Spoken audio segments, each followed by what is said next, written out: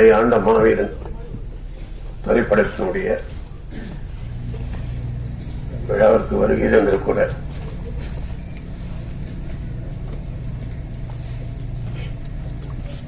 நீதியரசர் அவர்களுக்கும் தயாரிப்பாளர் அண்ணன் பாண்டியன் அவர்களுக்கும் இயக்குனர் பேரரசு மற்றும் மேடையில் இருக்கக்கூடிய அனைத்து பெரியோர்களும் முன்னாடி இருக்கிறவங்க குறிப்பா பத்திரிகையாளர்கள் ஊடக நண்பர்களுக்கு நன்றி. இன்றைய ஊடக நண்பர்களும் பத்திரிகையாளர் தான் உண்மையான ப்ரொடியூசர். நம்மளை பூஸ்ட் பண்ண நம்மள ஆள் பாதி ஆடை பாதி எடுத்துட்டா மட்டும் போதாது, அது எல்லா மக்கள்கிட்டும் கொண்டு போய் சேர்றதுக்கு அவங்க தான் இப்ப இனிமேல் அடுத்த முதலாளி. அவங்க தான் என்னெல்லாம் பத்திரிகையாளர் தான் தூக்கி விட்டாங்க, ஓஹோன்னு தள்ளி விட்டாங்க ரொம்ப எல்லாம், நெல்லை சுந்தரராஜன் போன்றவங்கலாம். அது மாதிரி நீ நினைச்சா 50% 100% ஆக்கிடலாம். அந்த வகையில முதல்ல அவங்களுக்கு வணக்கம் சொல்லிக்கிறேன்.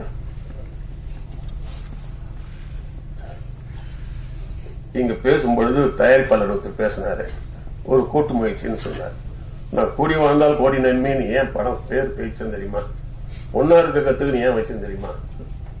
திருப்பி அதையும் ஏன் சொல்றேன்னா, சொந்த பந்தங்களும் ஒன்னா இருக்க மாட்டான், பாதியில் சண்டை போட்டு போயிடுறான். தமிழ்நாட்டில் எங்க போனாலும் பாத்தீங்கன்னா ஏதாவது சமுதாய உணர்வு இருக்கிறது தப்பு இல்லை, இருக்கணும். இல்லைன்னா நீ எப்படி தமிழன் நான் கண்டுபிடிக்கிறது? சமுதாய உணர்வு கண்டிப்பா இருக்கணும். சமுதாயம் வேற, ஜாதி வேற. நான் மறுபடியும் சொல்றேன், சமுதாயம் என்பது வேற, ஜாதி என்பது. சமுதாயம் என்னன்னா, நான் யார் தெரியுமா? எங்க அப்பா யார் தெரியுமா? என் பாட்டன் யார் தெரியுமா?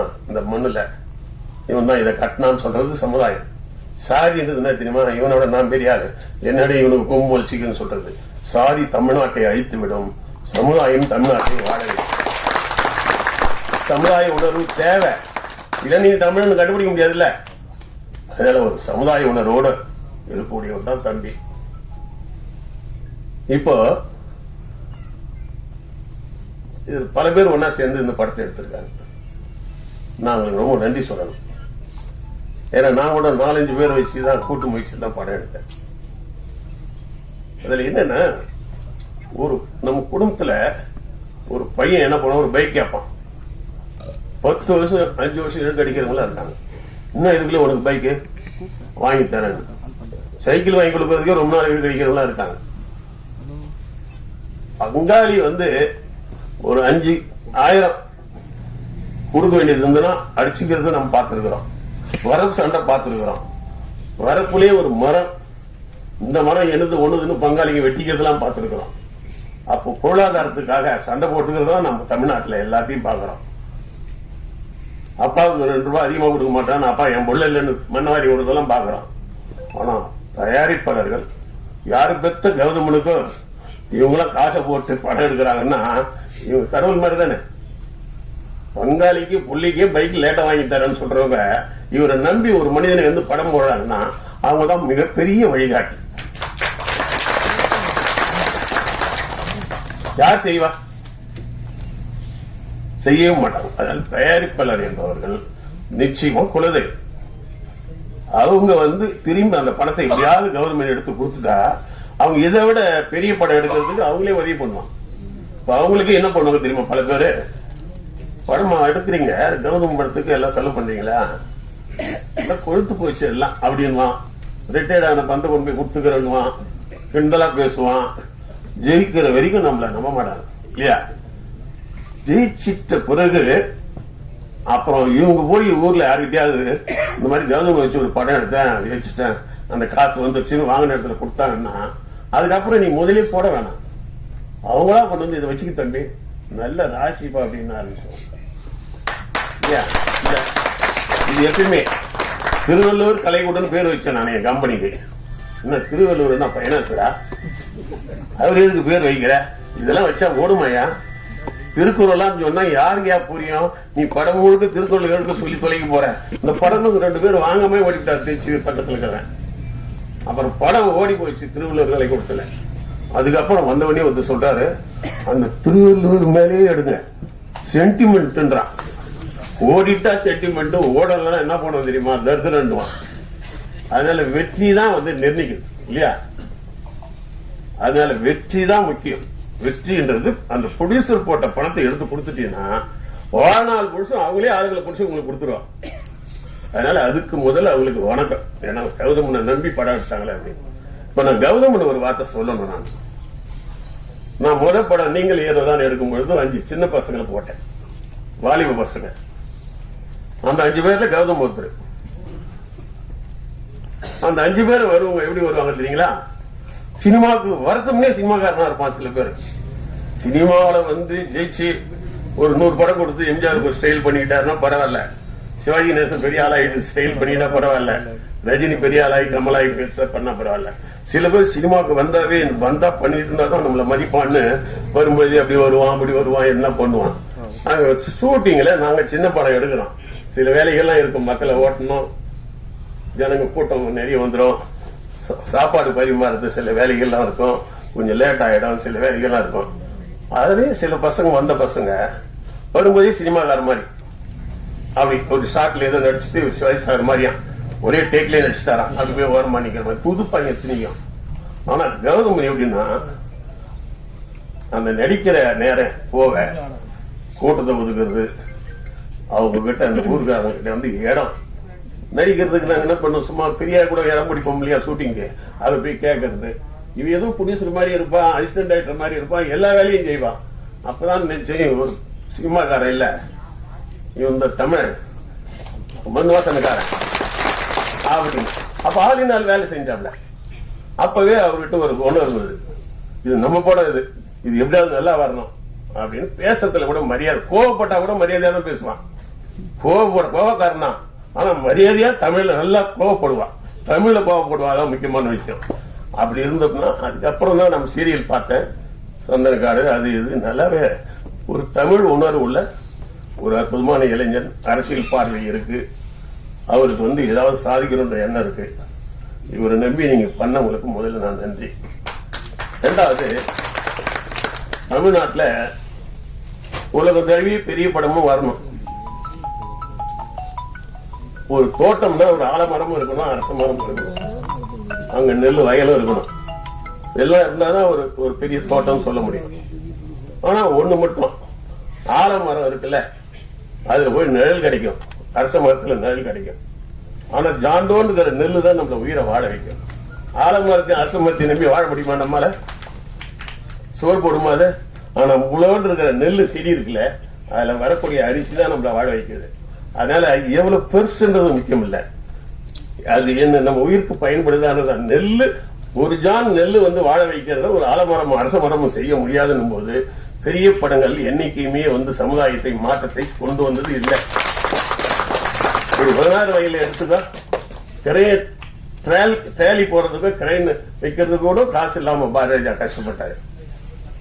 அவர் ஏதோ ஒண்ணு இதுல கைத்த கட்டியெல்லாம் சும்மா டிராவல் மாதிரி இது கிரைன் மாதிரி எல்லாம் பண்ணாராம். ஒரு 7-8 லட்சத்துல பண்ண ஒரு படம் இன்றைக்கும் பேசப்படுகிறது. சின்ன பட்ஜெட் படங்கள் தான் மிகப்பெரிய சாதனை. அது நான் சொல்றது ஜானோன்னு நெல்லு. இந்த 600 கோடி 700 கோடி எல்லாம் இருந்தாலும் ஆலமரம் அரச மரம் மாதிரி எனக்கா கொஞ்சம் வெயிலுக்கு போய் தங்கிக்கலாம், அவ்வளவுதான்.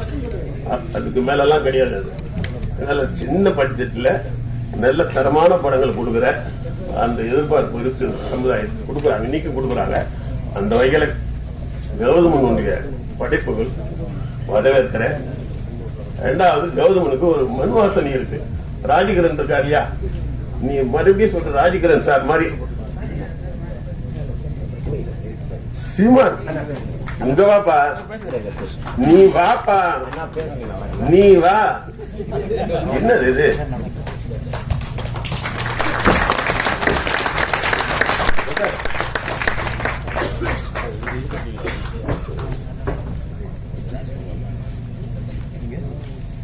அதனால இன்னைக்கு பாத்தீங்கன்னா பெரிய படங்களை வரது நான் தப்பு நான் சொல்லல, வாங்க உலக தழுவிய லெவலுக்கு சொல்லுங்க. ஆனா இந்த ஊர்ல ரிலீஸ் பண்றீங்க, இந்த ஊர் கலாச்சாரம் பண்பாடே இல்லாம என்னத்துக்கு இந்த ஊர்ல ரிலீஸ் பண்ணணும்? தமிழ்நாட்டு மக்களையும் அவங்களுடைய வாழ்க்கையையும் நம்மளுடைய பொருளாதாரத்தையும் அரசியலையும் சொல்லாத படம் தமிழ்நாட்டில் வரக்கூடாது. தமிழ்நாடு என்ன வந்துட்டு போற ஒரு விருந்தாடி இடமா அது? அப்படி இருக்கிற பட்சத்துல இவரு பாருங்க பேருங்களே இந்த காலத்துல வந்து தமிழ்ல பேர் வர்றதே கிடையாது படங்கள்ல. இது இங்கிலீஷ் படமா எதுன்னு தெரியல. இங்கிலீஷுக்காரன் கூட இங்கிலீஷை கொஞ்சம் மாற்றி வைக்கிறான், எல்லாமே ஆங்கிலத்தில் வருது. இது எங்களுக்கு கன்ஃபியூஷனா இருக்குது. இது இங்கிலீஷ் படமா ஒருவேளை உள்ள போயிட்டு தமிழ்ல வருது. ஆனா இந்த மாதிரி தம்பி படையாண்ட மாவீரன் நாங்க புடிசு கவுன்சில் இருக்கும்பொழுது தோர்கார் பாண்டியன் கேட்பாருங்க, என்ன திட்டம் கொண்டு வந்துட்டீங்களா? தமிழ்னு பேர் தலைப்பு வச்சு எல்லாம் கொண்டு சப்சிடியே கிடையாது. இன்னும் இன்னைக்கு என்ன கோலார் பாடி விட்டாங்க, எல்லாம் சப்சிடி கிடையாது. ஒண்ணு தமிழ் தலைப்பு வரணும். அதுக்காக ராமதாஸ் ஐயா வந்து ரொம்ப போராடினார். நாங்க அவரோட இணைந்து போராடுறீங்களா? தமிழ்ல தலைப்பு வைக்கிறதுக்காக ராமதாஸ் ஐயா வந்து போராடினா. சீமான் தம்பி சொல்லவே தேவையில்லை, அவரு எல்லா இடத்துலயும் பேச்சிலையும் சரி எல்லாத்திலும் தெரியும் மணிக்கணக்கா தமிழை மறக்காம பேசுறாரு. ஆக என்னன்னா தமிழ்நாட்டில் எல்லாரும் ஒன்னாலும் யார் ஒன்னாலும் வாங்க, ஆனா வழக்கமா ஆள்றதோ அனுபவிக்கிறதோ எங்ககிட்ட விட்டுருங்க. நீ விருந்தடியா இருங்க. விருந்தடி உள்ள படுத்துட்டு உள்ளூர்கார தென்னையில பட்டுக்கிற வேலை இருக்கக்கூடாது. அது வந்து அது பைத்தியக்காரத்தனம் இல்ல. நான் ஒரு படம் எடுத்து தெரியுங்களா, வரவேற்க செலவு பட்டினாவில ஒரு 7 வீடு வச்சிருப்பாரு ஒரு பெரியவர். கவுண்டமணி சார் கொஞ்சம் ஒரு அப்படி மாட்டான். எல்லாத்தையும் வாடகை விட்டுவிட்டு எவ்வளவு வாடகை கொடுக்கறது கிடையாது. இவர் கட்சியில் தெருக்கு பின்ன வெளியில இருக்கிற திண்ணையில பட்டு கிடப்பாரு. பொன்னாடி கேட்டு கட்டுப்பிடிக்கிறது இடமில்ல. அவர் ஓனர். எதுக்கு சொல்றேன்னா இப்படித்தான் தமிழ்நாட்டில் இருக்கிறோம் நாம. எல்லாருக்கும் தமிழ் அதான் மறுபடியும் தம்பி சீமாலாம் இருக்கிறதுனால நல்லா கொஞ்சம் அரசியல் பேசலாம். ஏன்னா சீமான் என்பது ஒரு மைக். நான் 10 பேர்கிட்ட பேசுறதுனா சீமான் பேசினா 1,00,000 பேருக்கு போறோம். அது என்னன்னா அந்த பொட்டன்சியாலிட்டி, தமிழ் ஆற்றல், நம்பிக்கை. அதுல பண்ணாரு. நான் என்ன சொல்றேன் சொல்லிட்டே வந்தேன் டக்குன்னு.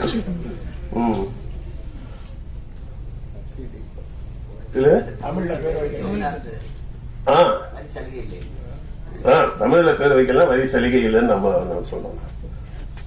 இப்போ டக்குன்னு செட் ஆச்சு.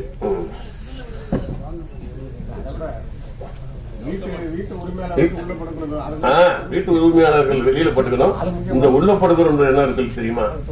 தமிழ்நாட்டில் தயவுசெய்து சொல்லுகிறேன், யார் வேணாலும் வரட்டும், யார் வேணாலும் இருக்கட்டும், யார் வேணாலும் பிசினஸ் பண்ண, தமிழ்நாட்டை ஆளும் நினைக்கிறேன். ஒரு தடவை ராமதாஸ் ஐயா வந்து என்ன கூப்பிட்டு வந்திருக்காங்களே கேளுங்க. ராமதாஸ் ஐயா திருச்சியில கூப்பிட்டாங்க.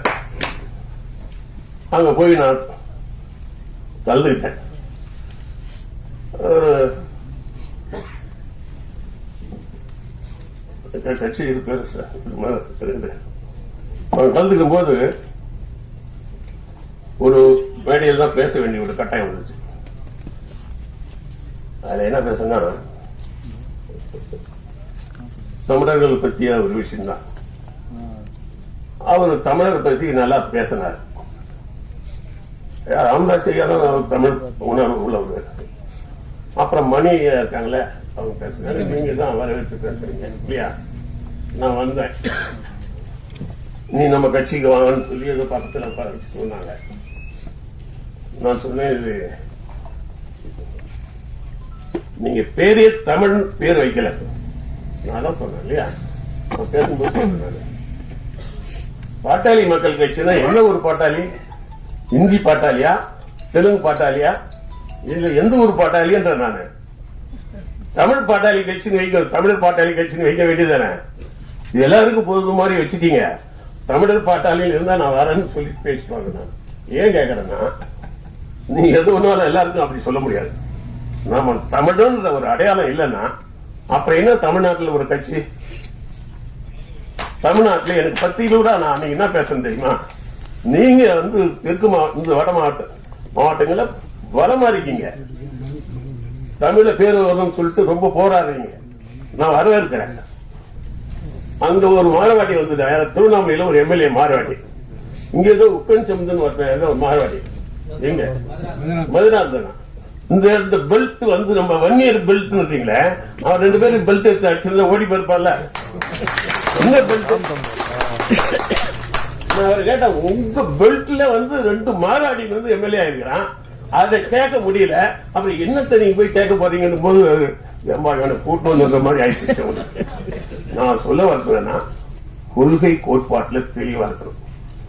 அதாவது சில கொடி வச்சிருப்பான், எந்த கட்சிக்கும் ஜாயின் பண்ற மாதிரி சில கொடி, எல்லாருக்கும் ஒத்து போற மாதிரி சில துண்டு, எந்த கட்சிக்கு போனாலும் இது நம்ம கட்சிக்கு அந்த மாதிரி சில அப்படி இருக்க கூடாது.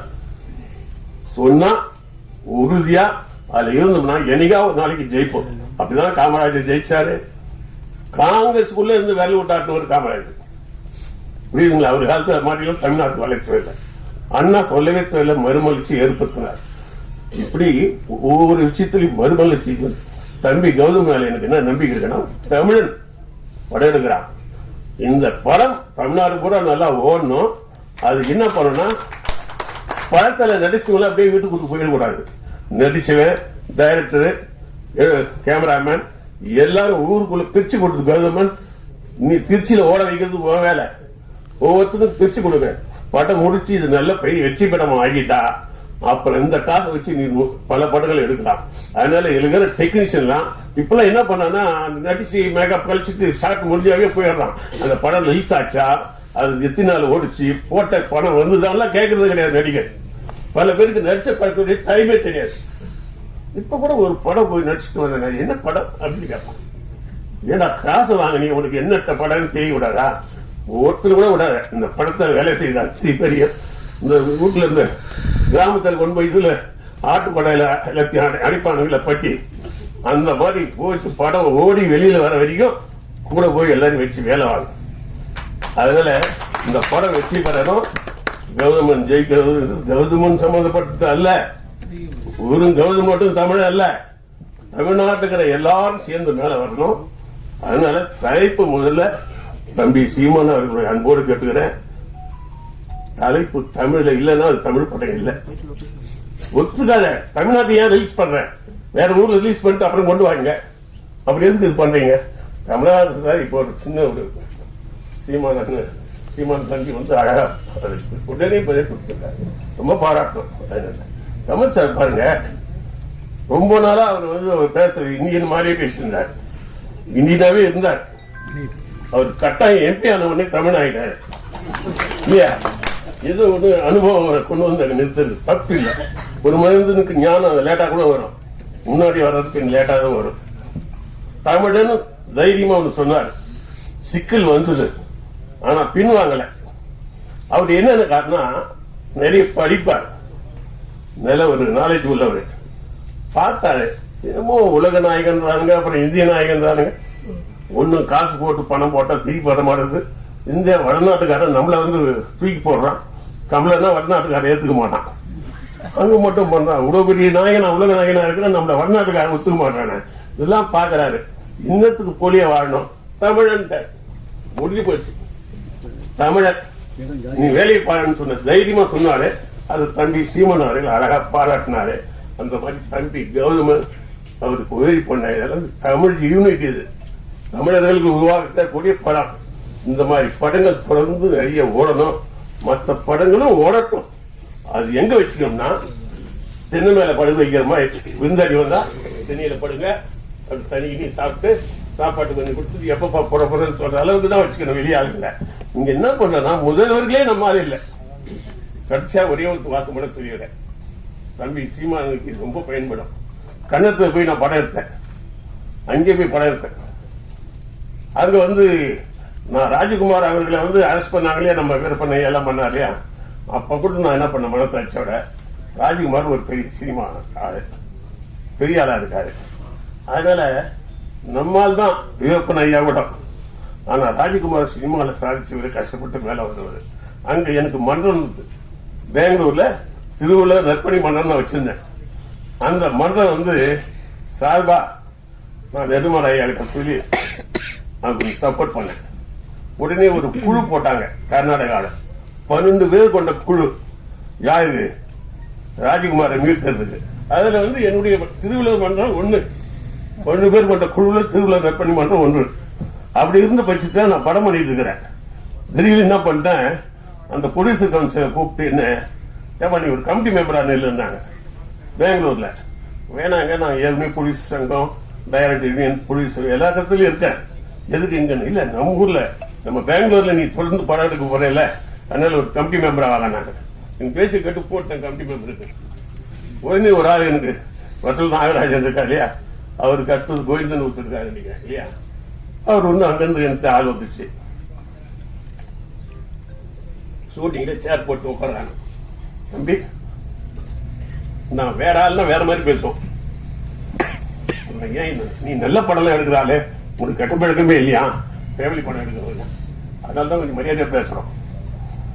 நீங்க வாங்க படம் எடுக்க போங்க, ஆனா கர்நாடகாவில் கமிட்டி மெம்பர் ஆகலாம், செயலாளர் ஆகலாம், இதெல்லாம் வேணாம், இதெல்லாம் எங்க ஊருக்காரங்க பார்த்துக்குவாங்க, உங்க வேலையை மட்டும் பாருங்க. நான் உடனே சும்மா படிப்பு தான் அளக்கெடுக்குதுன்றது ஒண்ணு. சீமானுக்கு நல்லா பேச தெரியும், அதனாலதான் நான் நிறைய பேர் எதிர்ப்பு சம்பாதிக்கிறாரு. அவர் ஒண்ணு மாதிரி பேசிட்டு வந்து அவருக்கு ஏன் எதிர்பார்க்க போகுது? 2 மணி நேரம் 3 மணி நேரம் வரலாறுலாம் வச்சு பேசும்போது விவரமாக்குறானா சண்டை எதிர்ப்பு வரும். அது மாதிரி என்ன பண்ணான் கேட்டான். நான் எனக்கு உடனே வாங்கி முடிட்டு வந்துருக்கலாம், சரிங்க விட்டுருங்க, படம் பண்ணிட்டு வீட்டுக்கு போடலான்னு. யோ, உங்க ஊருக்காரெல்லாம் நான் சிஎம் ஆகும், நான் கோவப்பட்டேன். இது என்னது உங்க ஊருக்காரெல்லாம் நாங்க சிஎம் வரைக்கும் எடுத்து ஆக்கி பண்ணுவோம். ஜெயலலிதா கர்நாடகத்துல இருந்து வந்தது, அது சிஎம் ஆகணும். எம்ஜிஆர் கேரளால இருந்து வந்தாரு, அவர் சிஎம் ஆகும். இப்படி ஒவ்வொருத்தரா பண்ணிட்டு இருக்கிறாரு. இன்னும் சில பேர் கூட சுட்டி காட்டுனேன், ஆந்திரால இருந்து வந்தவங்க சிஎம் ஆயிட்டாங்க. அங்க நாங்க தமிழனை கூட பாக்குறது இல்ல, நாங்க சிஎம்ஏ உங்க ஆளுங்களா மேல உட்கார வச்சு பாக்குறோம், நீங்கன்னா ஒரு கமிட்டி மெம்பருக்கு இப்படி பாக்குறீங்கன்னு வேவரா கேட்டேன். உடனே அந்த ஆள் என்ன பண்ணா, நம்மள பெருந்தன்மையா நினைப்பான்னு நினைச்சு பேசிட்டேன். நீ முட்டாளா தான் நான் இருக்கணுமான்னு கேட்டான்.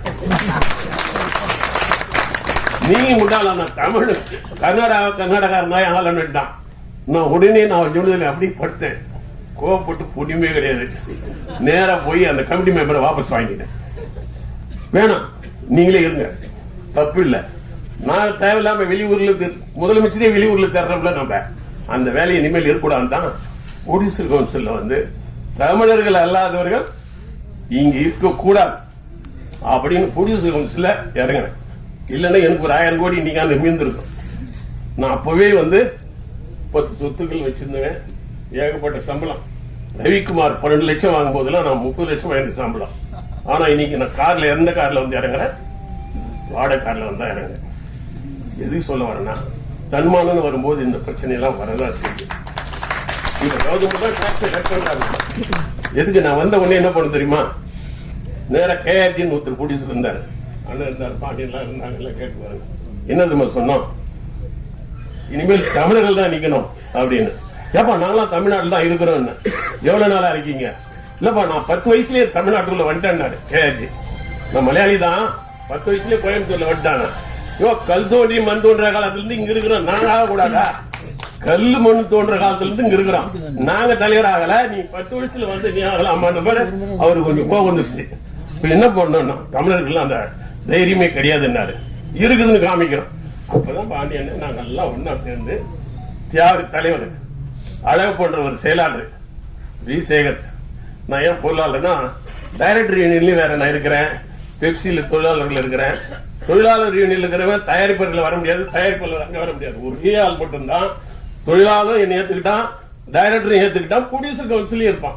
முதலாளியும் நானும், ஏன்னா நல்ல முதலாளி நல்ல தொழிலாளியா இருப்பான், அதனால எல்லாத்துலயும் இருந்தேன். அப்ப அண்ணன் பாண்டியெல்லாம் எங்க கூட இருந்தாங்க, கேட்டு பாருங்க. ஃபர்ஸ்ட் டைம் அப்பதான் ராமதாஸ் ஐயா எழுதுறாரு பத்திரிகையில. என்னன்னு எழுதாரு, முதல் தினத்தந்தியில் அவர் எழுதுனது, அப்பதான் அவரோட நட்பு. இப்பொழுதுதான் முதல் தமிழர்கள் திரைப்பட துறை தமிழர் கைக்கு வந்திருக்குதுன்னு எழுதினார். ஒரு 3 பக்கம் எழுதினார். 50 ஆண்டுகளுக்கு அப்புறம் தமிழர் கை, 3 பேர் தமிழர்கள். இதை ஓப்பனா சொல்லுமே. அவர் செட்டியாரு, யாரு நம்ம இவர் தியாகராஜன், அவர் வந்து அவர் பிள்ளைமாரு, இவர் செட்டியார் யாரு அழகப்பன் சார். இது ஏன் சொன்னா தமிழன் தெரியணுன்றதுதான். நான் ஒரு முதலியாரு, 3 பேர் 50 வருஷமா இல்ல. தெலுங்கு, மலையாளம், கன்னடம், அது இப்படியே போட்டி ஏமாத்திட்டு இருக்கிறாங்க. இந்த நேரத்தில் உள்ள போகும்போது தான் நாங்க முத வந்தோம். அவர் பத்திரிகையில 3 காலம் எழுதினார். நான் போய் ஐயாவுக்கு நன்றி சொன்னேன். அதுலதான் அப்ப ராமதாஸ் ஐயா நமக்கு ஒரு நல்லது வந்தது. பட் ஆனா எல்லாத்தையும் நீங்க எங்களை பாராட்டிட்டீங்க, நீங்க தமிழ்னு வைங்க, இனிமேல் தமிழ்னு பேர் வைங்க அப்படின்ட்டு வந்தார். அந்த மாதிரி கௌதம் அவர்கள் ஒரு தமிழ் பற்று உள்ளவன், அவருக்கு பாருங்க, நீங்க சீமானதான் வந்திருக்காரு, பிஸியான ஆள் தான் இல்லையா? அந்த தமிழ் பற்றுக்காக வந்திருக்காரு. தமிழ் பற்று மறுபடியும் நான் சொல்றேன், சாதி வெறி தமிழ்நாட்டை அழிக்கும். சமுதாயம் இருக்கணும். சமுதாயம் என்னன்னு கேட்டா சொல்லணுங்க. எனக்கு என் நாடார் மேல இருந்தது மாமா மரியாதை. தமிழர் நாடார் மேல எனக்கு ரொம்ப மரியாதை. ஏன்னா நான் நாடார் சங்கத்துக்குலாம் நிறைய போயிருப்பேன். தமிழர் இல்ல உறவின் முறை என்னன்னு வச்சிருக்காங்க பாருங்க, நாடான் உறவின் முறைன்னு தான் வச்சிருக்கிறாங்க. நம்மளாம் உறவுடா, அது சமுதாயம் பற்று, அதனை வரவேற்கிறேன். ஆனா நெத்தியில போறதான், எடுப்புல போறதான், பொருள்ல போறதான் அப்படின்னு சொல்லக்கூடாது. வன்னியர்ன்றது நாம தப்பு இல்லை. சத்திரிய வன்னியர் அப்படின்னா மீதி பேர் யாரோ ஒரு சூத்திரம் இருக்கிறான்னு அர்த்தம். நான் மறுபடியும் சொல்றேன், என் மனைவி பத்தினின்னு சொல்ற தப்பே கிடையாது. இந்த தெருவிலேயே என் பொண்டாட்டி தான் பத்தினா அத்தனை பேர் செருப்பால் அடிப்பான். நல்லா தெரிஞ்சுக்க, என் மனைவி பத்தினி சொல்லி எனக்கு உரிமை இருக்குது. ஆனா இந்த தெருவிலேயே என் பொண்டாட்டி தான் பத்தினா அது விழா கொண்டாடினா வருவானா ஓட மயிருன்னுவான். அந்த மாதிரி சமூகப்பற்று தேவை, அது சாதி பற்றாக மாறிடக்கூடாது. கௌதமன் கண்டிப்பா ஜெயிக்கணும், தமிழும் ஜெயிக்கணும், சீமான் மாதிரி தம்பியும் ஜெயிக்கணும். வணக்கம்.